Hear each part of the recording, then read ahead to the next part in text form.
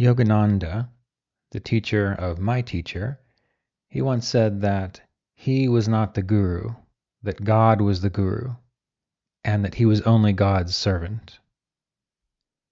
This is something important we have to remember about the idea of guru, that the guru is the dispeller of darkness, the field of wisdom, of light, that knowledge which can lead us to spiritual liberation and spiritual freedom. And there are people in this world, human beings, who have dedicated their life to studying sacred literature, engaging in sacred practices, and attuning their mind and their heart and their life and their being to this greater field, this greater radiant field that's often referred to as God or the divine. And this radiant field that people call God is very different than the ideas you might have of God from your upbringing. Many people have difficulty with that word God, or they have difficulty with this concept of the divine because it's been co-opted by selfish people, and that name, that word has been used in ways to rationalize and validate behavior that really isn't appropriate for the well-being of others, the world, and society. But you have felt, at least at some point in your life, a sense of support, a sense of knowing, a sense of wisdom, a sense of rightness, safety, light, and clarity within your life. And these are qualities that are associated with that true divine field, that field of awareness, that field of life, that field of being that is supportive of us as human beings to grow into a healthy, loving, supportive experience of life. And so when we return to this idea of guru, a guru are those people who hold that space so that we can find our way, we can find our own way into that inner knowing. We can find our own way into that inner sense of communion with the greater good. So this is why Yogananda said that God is the guru, that he was only God's servant. And all true gurus know this about themselves. All people who play that role, they know that they are simply an access point. Just like a library is a collection of books and knowledge that we can go to learn from. Well, a person who's dedicated their life to a spiritual tradition and dedicated their life to helping others walk that path, that spiritual path, gurus are like these libraries that by being in their presence, by listening to their discourse, by applying what you learn from their example, you gain the knowledge that they have. You also understand that you are an expression of this radiant field, this field of divinity. Now, just like there are many different types of teachers, there are many different types of gurus, and a guru really is just a teacher. There are those who can teach you techniques, who can teach you how to practice pranayama, or they can teach you how to move through yogic postures. There are teachers who are able to share deeper philosophical truths, help you contemplate them, to understand them. And there are gurus, there are people that have been engaged in the process so long and are so dedicated to their spiritual path that by being near them, you yourself want to behave in a spiritual way. You want to behave in a way that promotes more light, love, clarity within the world, just by being in their presence. Some gurus, they have practiced meditation to such an extent that their mind is calm, their heart is serene. And the mind and the heart of all beings, it's like an energetic field, a field of awareness that emits from the body. And you have noticed that when you get around certain people, you tend to feel a certain way. When you're around an angry person or an anxious person or a sad person, it's very easy for you to experience that yourself. Well, when you are around a person who is light, clear, when you are around a person that embodies and feels a deep sense of faith in life, a deep sense of understanding about the reason we are all here, when you're around a person like that and they are strong in their own field, you get near them, you yourself also start to feel that way. And so there are gurus who just simply exist and emit this kind of field because they have done their own inner work. They have clarified their own field of consciousness. They have become in tune with their own deepest quality of spirit, that when you get near them, your mind also gets a little calmer, your heart becomes a little softer, clearer, and you feel what they feel. And those kinds of gurus are extremely helpful because when you are around them, then you have an opportunity to explore that reality. All those other states of consciousness that you experience, your own fears, your own anxieties, your own angers, your own frustrations, they become diminished in this field. And when they become diminished, it gives you the capacity to look around and see, oh, maybe there is a possibility for greater faith. Maybe there is a possibility for greater optimism. Maybe there is a possibility of truly feeling deep down in your heart and in your bones and in your soul that you are a part of an extremely intelligent field of life that ultimately makes sense.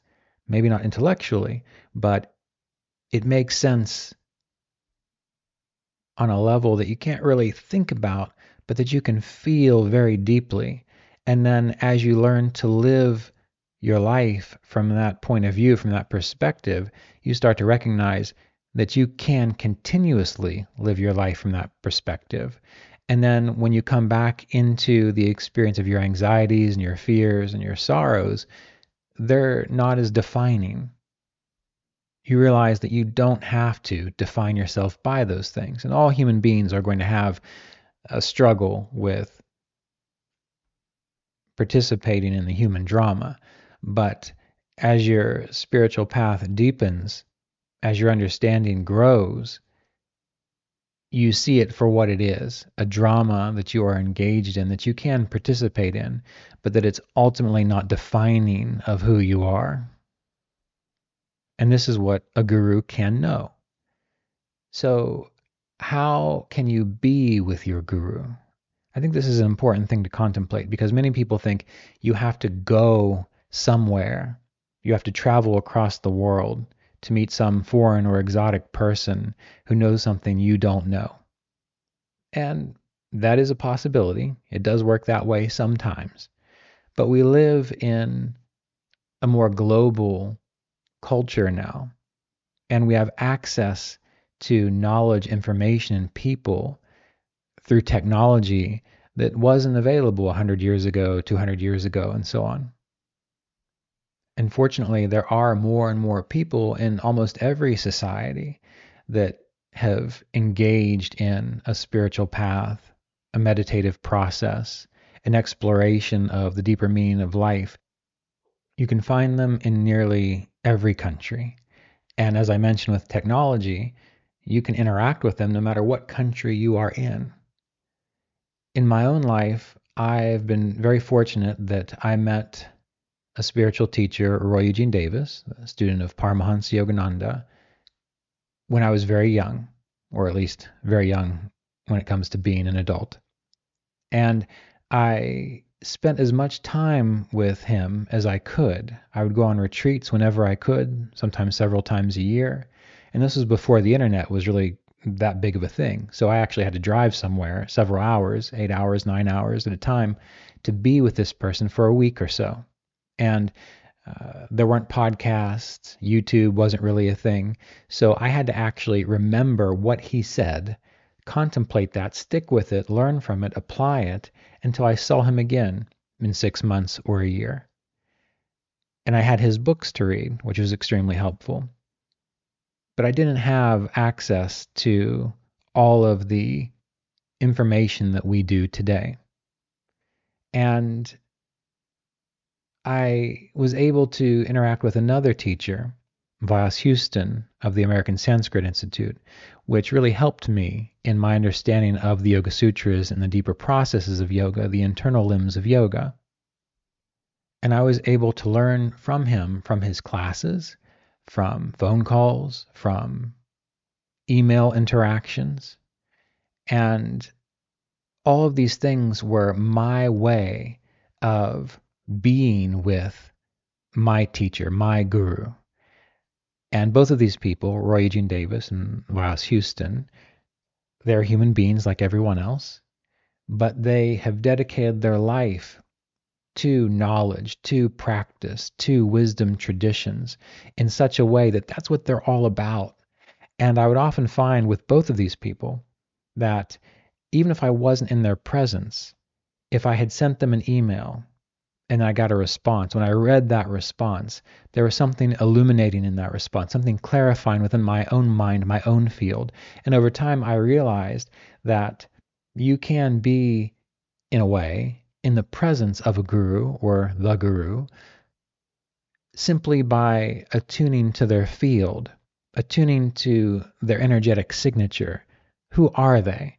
And that can be done by being in person, by reading books, by participating in classes, by listening to lectures. And that becomes easier, in a way, the more sensitive you become to that process. Now, as I mentioned, I met my teacher, Roy Eugene Davis, when I was around 20 years old. That's when I began interacting with him. And I was fortunate to be able to interact with him while he was alive for 18 years, 19 years until he passed away. And that training, what he taught me, how to meditate, how to study, how to read spiritual literature, that helped me develop my own inner sensitivity to this quality of guru, the dispeller of darkness, the revealer of knowledge and wisdom. And so now I can still feel that presence whenever I read Mr. Davis's books, or when I stop and I reflect upon those meetings that I had with him, meeting at his office, at his retreat center, drinking tea, listening to him tell stories, or being on retreat with him in large groups, sitting in the front row, listening to him talk. When I go back and I remember those things, that same feeling of clarity, that same field of awareness becomes accessible to me. And that's just by thinking about the experiences. Mr. Davis was always really enthusiastic about books. He always thought that the books that you have around you, that those, in a way, maybe emanate a field of wisdom. And he never said that, so I am putting words in his mouth there. But he did have this sense that there was an energetic quality to books.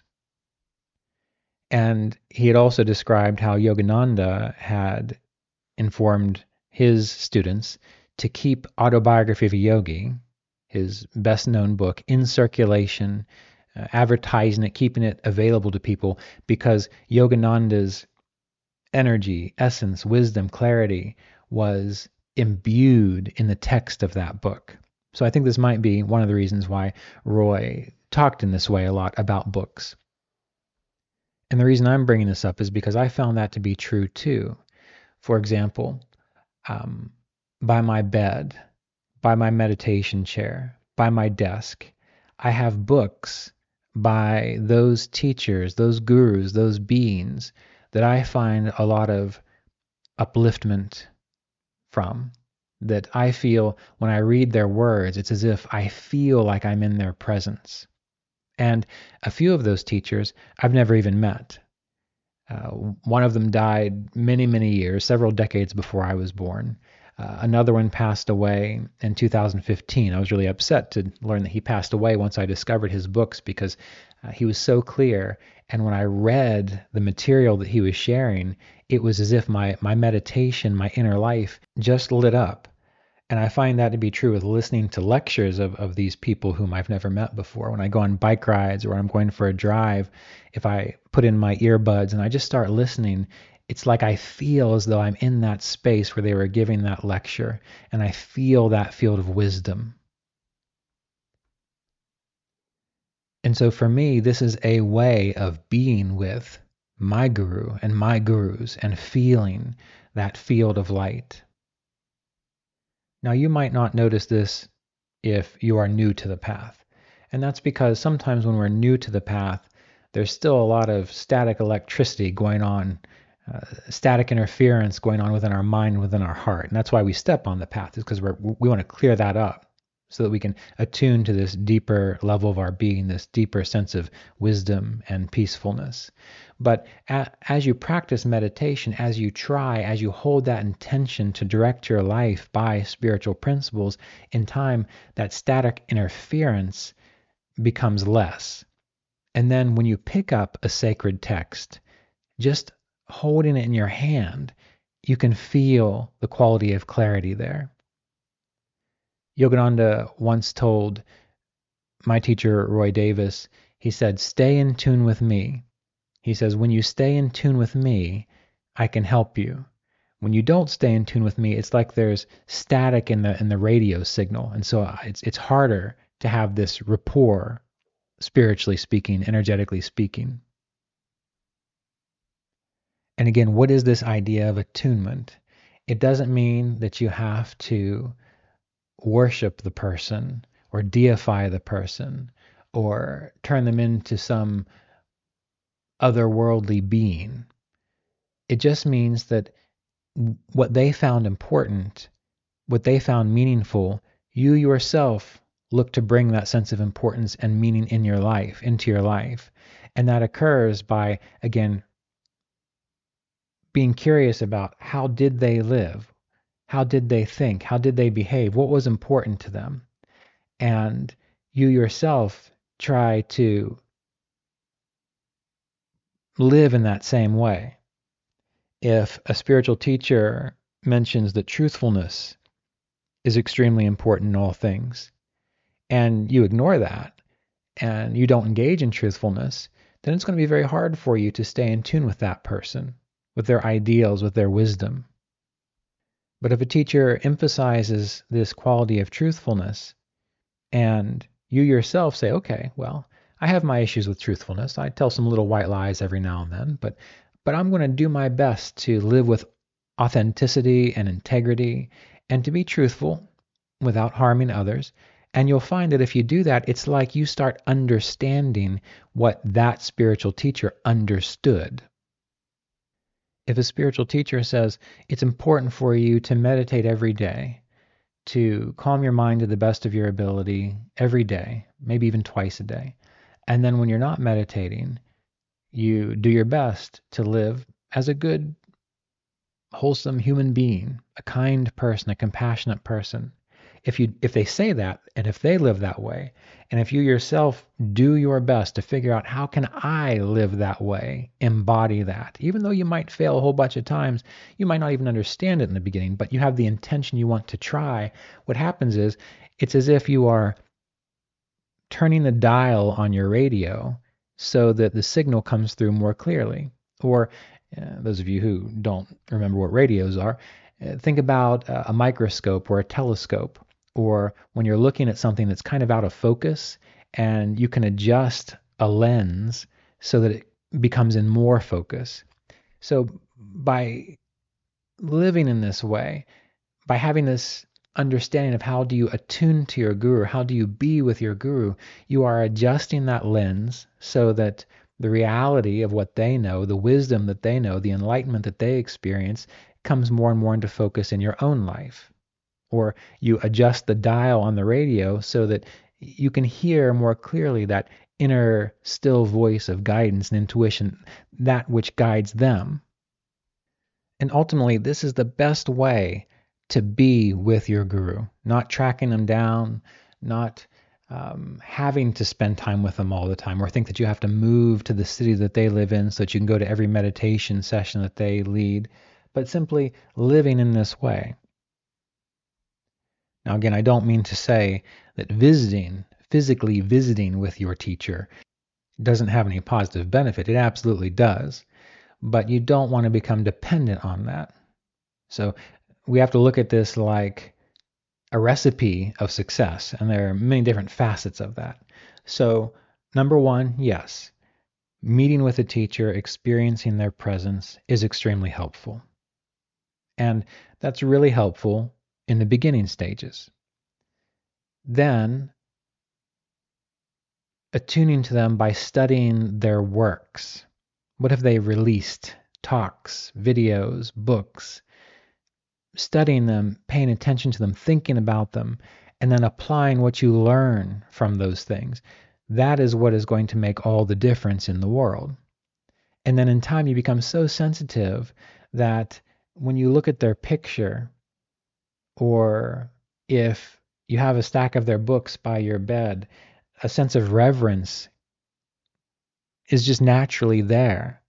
And then those little course corrections you have to make about adjusting your life or adjusting how you think or taking responsibility for your emotions, taking responsibility for your life, that becomes easier. It's like there's a reminder there. It's like you touch that field, and so you get a little boost of enthusiasm, and it makes it easier for you to handle those things that you have to handle in your own life so that you can remain within this state of clarity, well-being, enlightenment, divine experience. So how have I, again, let's discuss, how have I felt that I have been able to be with my teachers and my gurus? Well, number one, I developed a relationship with my teacher. I visited with my teacher. I had discussions. I meditated with my teacher. I was interested in what they had to share. I applied it over many, many years. And that was how it started for me. And eventually it moved to where that rapport was there, just like you have rapport with a loved one, your spouse, your best friend. If you're a musician, sometimes you have a musical partner where that's the case, where it's like you are on the same wavelength, and you don't even have to be in the same city, in the same room, in the same country, and similar realizations will come. You'll think the same thing. You'll decide that, hey, why don't we go this way? That'll come up into your mind. Let's go do this. And then maybe 5 minutes later, they call you up, or you see an email where they say, oh, why don't we do this? And it's the same thing. You develop that kind of rapport. Well, the same thing happens with a student and a teacher, or it can happen with a student and a teacher. Again, assuming that the student and the teacher are interested in the same thing. That's very important there. Make sure they're interested in the same thing. Meaning, if you want to learn how to experience kaivalya, the aloneness of seeing, as described in Patanjali's Yoga Sutras, and your teacher is also interested in that, it's going to be easier for you to learn what they learned related to that. If you're interested in the deeper understanding of the sutras, but your teacher is caught up in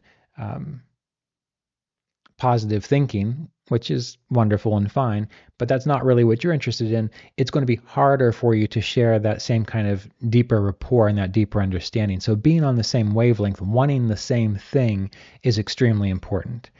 If you just want to have a good, happy life, and your teacher wants you to experience the totality of spiritual freedom, well, those aren't diametrically opposed, but just meditating enough to have a happy, healthy, peaceful life is very different than going through the very intensive process of mental, emotional, psychological, and spiritual transformation that leads to complete freedom.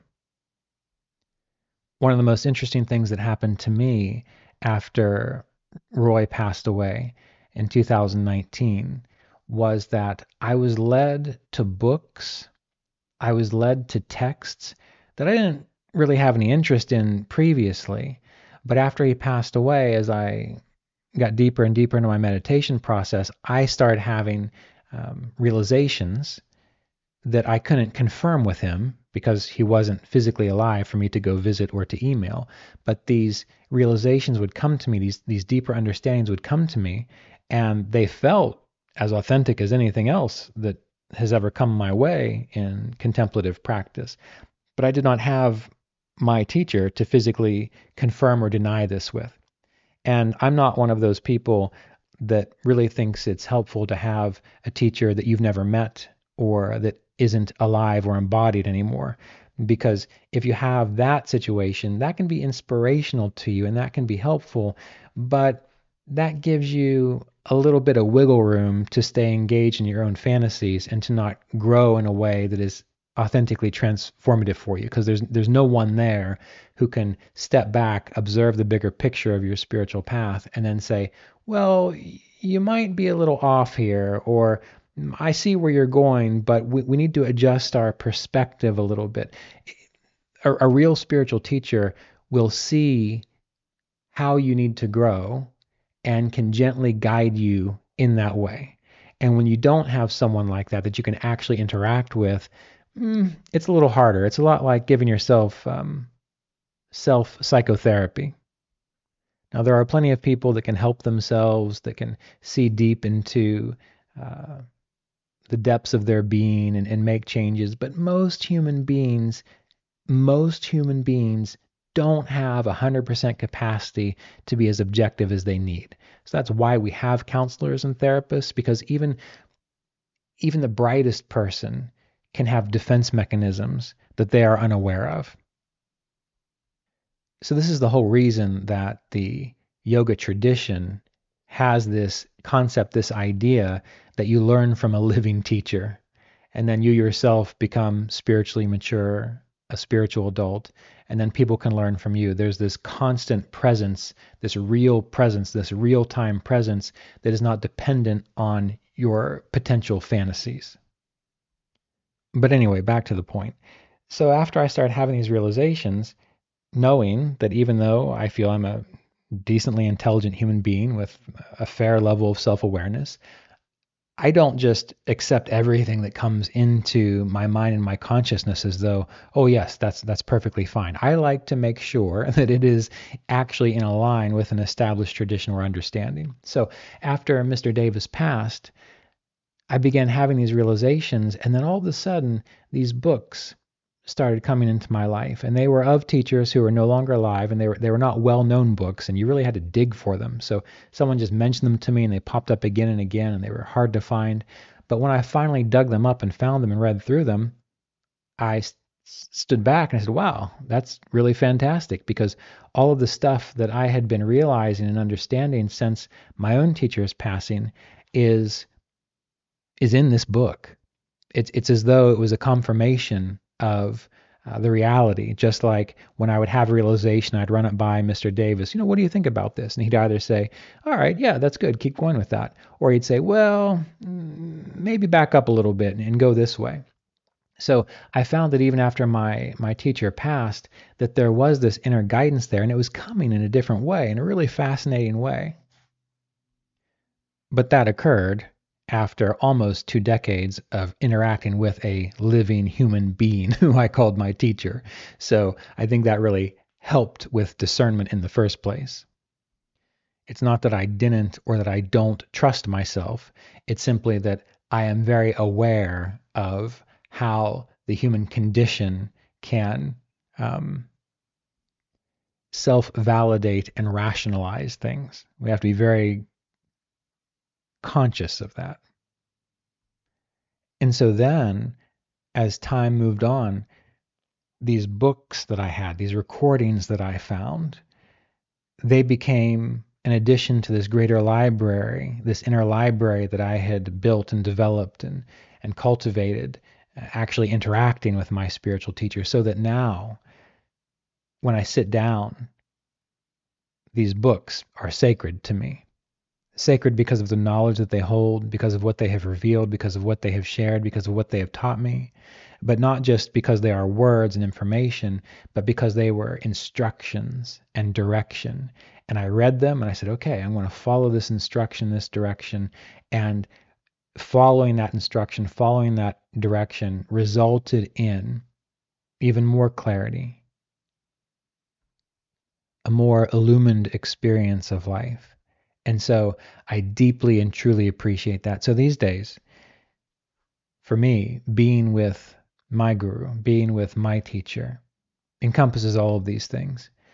Remembering my time with my living teacher, reflecting upon those experiences, remembering those experiences, living from what he shared with me, studying these sacred texts, appreciating the new insights that these sacred texts made real, not as information, but as a living experience. And even beyond that, spending time with students of my teacher, I feel that same presence. Those who have spent a long time studying with him as well. Just by being in their presence, having a conversation, I feel that same quality of energy. Or, as I mentioned, some of these teachers that I discovered that had passed on um, long before I was born, being able to interact with their students, discuss things, talk with them, or just be with them. There is a sense of rapport. There is a sense of illumination and light there. And so then that brings us back to this idea.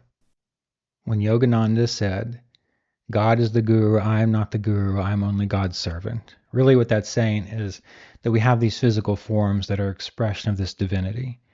And all of us, as we participate on a spiritual path, we become that vessel. We may not become teachers in the sense of teaching techniques or writing books or giving lectures. That might not be what you do because not everyone has that capacity. But you yourself become this point of illumination. And so when people are near you or around you, that light, that clarity, that wisdom, that peace, if they're sensitive enough, they'll feel it. And so you yourself become a point of illumination, really, within this field of consciousness. So for you, what I'd like you to do is if you have someone in your life that is a teacher of some kind that you respect and they're helpful for you, spend time with them, learn from them, and then pay attention to how you feel, what your experience is in that time. And then when you're not with them, reflect upon it, remember it, bring that feeling into your meditation. That will keep it alive within you. And even if you don't have anyone that you know that you can physically go be with, but there are books that are inspiring for you. And when you read those books, when you apply what's in those books, you recognize your life actually is better. Well, treat that itself as an expression of the guru within your life. And again, do your best to live what is shared within those books. Feel it. Don't just read it for the sake of reading it so that you've got more information that you can share with your friends so that you can discuss spiritual things. Really honor it by applying what you learn. And in these ways, observe how you grow, how your life changes, how you have aha moments, how you have these, you might even have spiritual growing pains where you realize, wow, I can't be this way anymore. I actually need to change if I want to experience a greater sense of peacefulness inside, or I need to do something different with my life. Sometimes those things come along too, and they're necessary because if you were able to experience illumination doing what you were doing and behaving the way you were behaving and engaging in the drama of life the way you have been, if you were able to be illumined with all of that, you would have been. But it didn't work that way, did it? So usually what you find is that when you step on the spiritual path, if you're not super enthusiastic about it, you might be challenged. But those challenges are growing pains. Those are saying, okay, you say you want to feel more clarity. You want to be more peaceful. You want to know what this reality of spirit is. All right, well, learn from your teacher or learn from these books if that's all you have, or these lectures if that's all you have, but apply what you learn.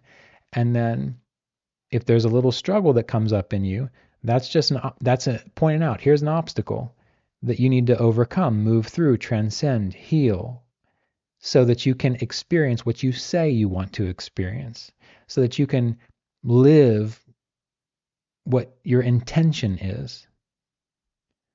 While I don't get too much into positive affirmations and this idea of positive thinking, I think it's extremely helpful, but many people just kind of turn it into a silly way of magically trying to change their life.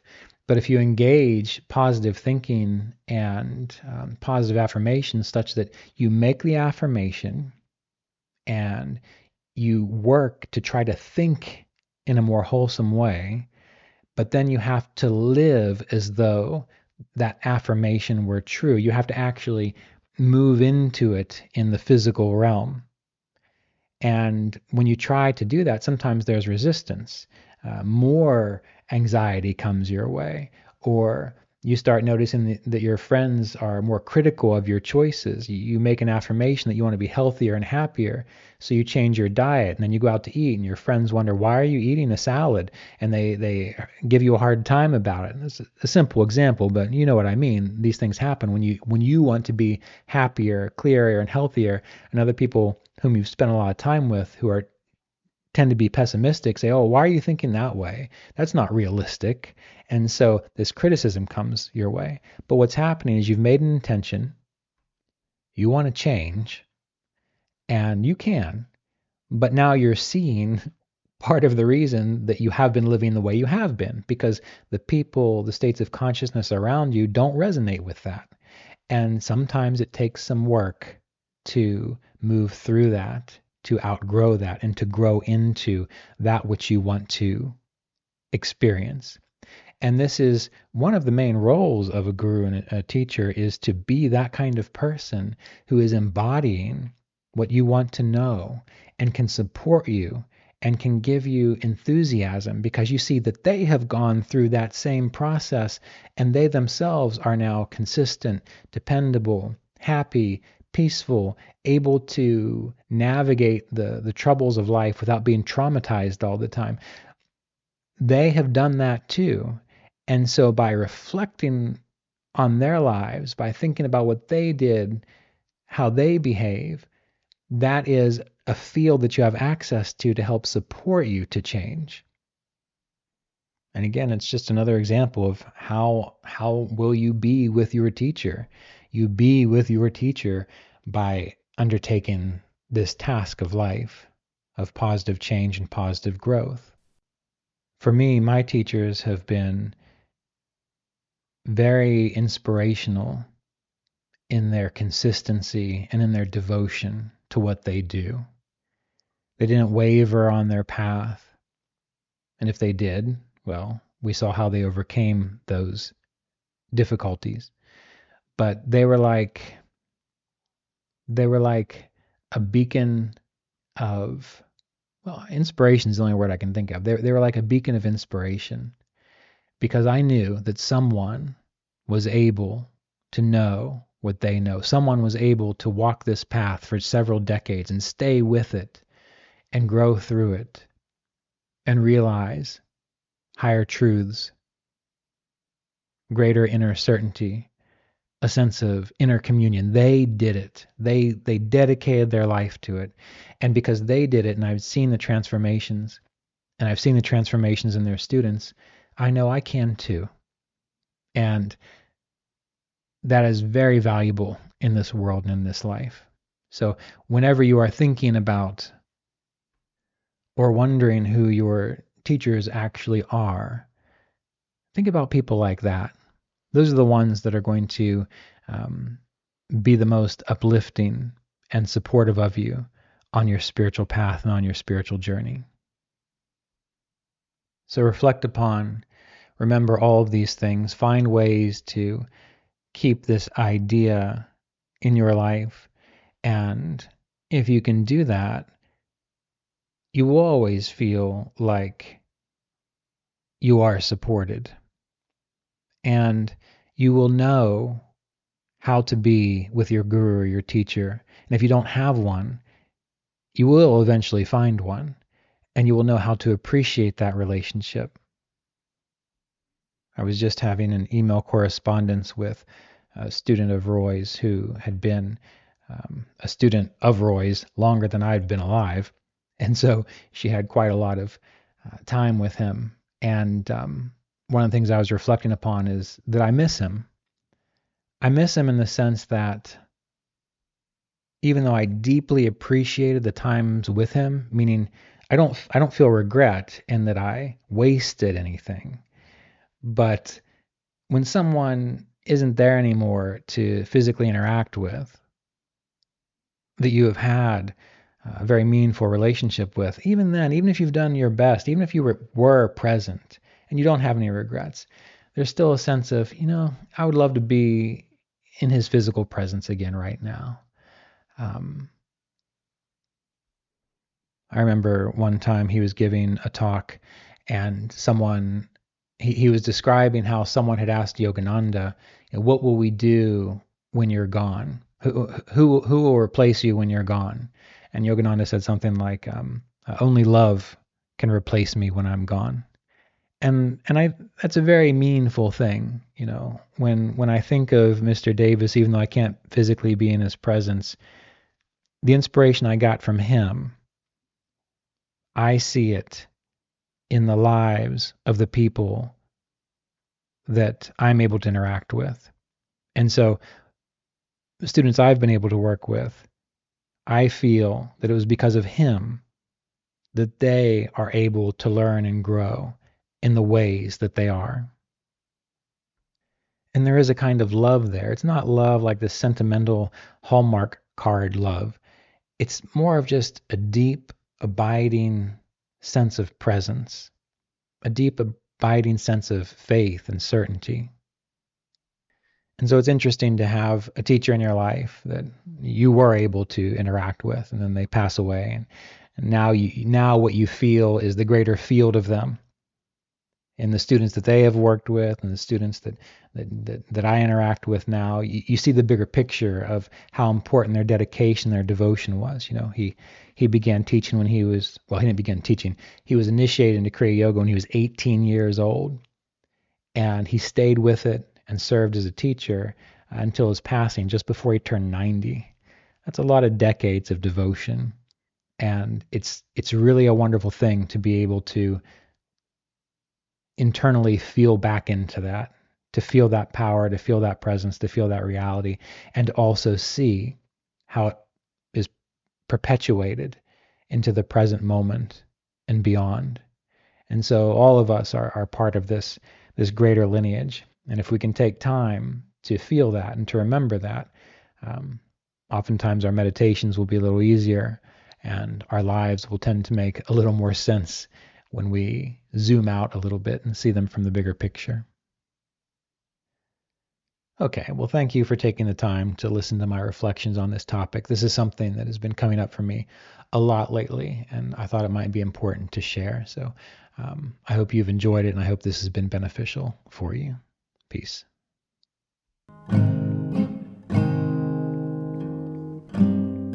Thank you for tuning into this episode of the Kriya Yoga Podcast. To learn more about Kriya Yoga meditation, you can visit us at kriyayogaonline.com, where you can find information about current book releases, online classes, and in-person retreats throughout the year. If you're interested in supporting this podcast, visit us at the Kriya Yoga Online Patreon community at patreon.com/Kriya Yoga.